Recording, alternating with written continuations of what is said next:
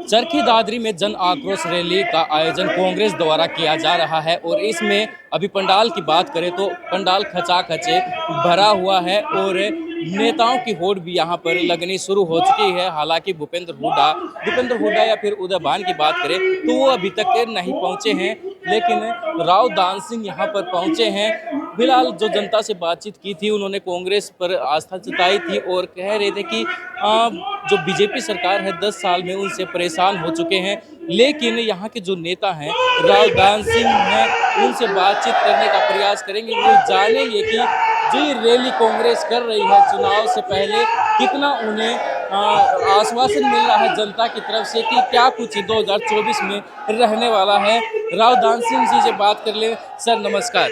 नमस्कार। सर आज चरखी दादरी में जन आक्रोश रैली का आयोजन किया जा रहा है, लोगों में उत्साह भी देखने को मिल रहा है। आप अलग अलग जगह पर रैली होती हैं, क्या कुछ हरियाणा के लोगों की राय अब की बार 2024 में बनने जा रही है? देखिए, आप देख रहे हैं पूरे हरियाणा में, प्रदेश भर में जितनी भी कांग्रेस की रैलियां हुई हैं, एक से एक बड़े संख्या के साथ में लोगों ने आकर के उसकी उपस्थिति दर्ज की है।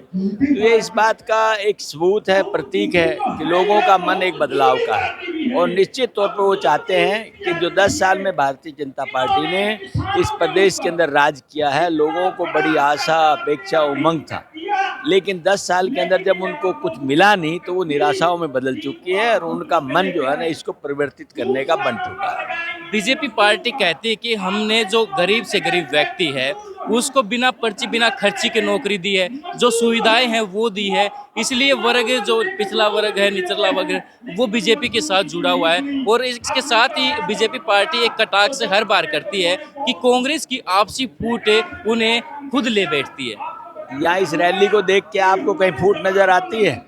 जहाँ फूट होती है वहाँ इतने लोगों की उपस्थिति नहीं होती। कांग्रेस एक है, इनके नेता एक हैं। दरअसल कोई किसी तरह की कोई फूट की बात नहीं है। विचारों में मतभेद हो सकता है, मन का भेद नहीं है, और वो इस बात ने साबित कर दिया कि किस तरह से रैली कामयाबी की तरफ बढ़ रही है। और जितने लोग यहाँ बैठे इससे कई गुना लोग इधर उधर खड़े हुए हैं। और जब मुख्य अतिथि जी आ जाएंगे तो भूपेंद्र सिंह हुड्डा, उसके बाद आप देखना कि इस जगह पे एक कदम रखने के लिए जगह नहीं मिलेगी आपको। ये इस सफलता का राज है। तो जो बात करें बीजेपी जो वादे करती है, अब चल रहा है कि मोदी गारंटी, तो आपको क्या लगता है कि जो लोगों को सुविधाएं मिलनी चाहिए थी, जो गारंटी 2014 में शुरू की थी बीजेपी ने, वो लोगों को मिली या फिर सिर्फ बातों ही बातों में उलझा कर रख दिया गया है? तो इनकी कथनी और करनी में अंतर है। जो 10 साल पहले जो भूपेंद्र सिंह हुड्डा जी के टाइम पे कांग्रेस के अंदर जिस तरह के कार्य हुए थे, उसके अंदर हम रोजगार में भी बहुत एक नंबर पे थे, जीडीपी में भी एक नंबर पे थे, और प्रदेश के अंदर कानून व्यवस्था और सब तरह की व्यवस्थाएं बहुत अच्छी तरह की। आज उन सब के अंदर आप देख रहे हैं कि किस तरह का माहौल है। 2 लाख से ऊपर नौकरियां खाली पड़ी हुई हैं। नौजवान साथी आज इस बात के लिए विचलित है कि वो किस तरह से यहाँ पर रोजगार प्राप्त करे, और उस रोजगार को प्राप्त करने के लिए वो सुबह से शाम तक दर दर के ठोकरें खाता है।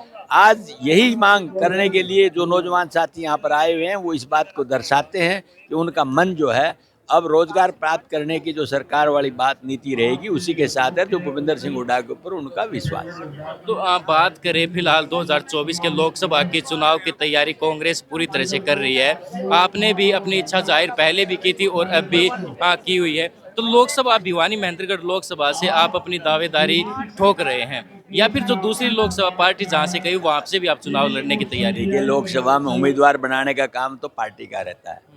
पार्टी जिस भी कार्यकर्ता को मौका देती है, अवसर देती है, वो वहीं से जाके खड़ा होकर प्रयास करता है।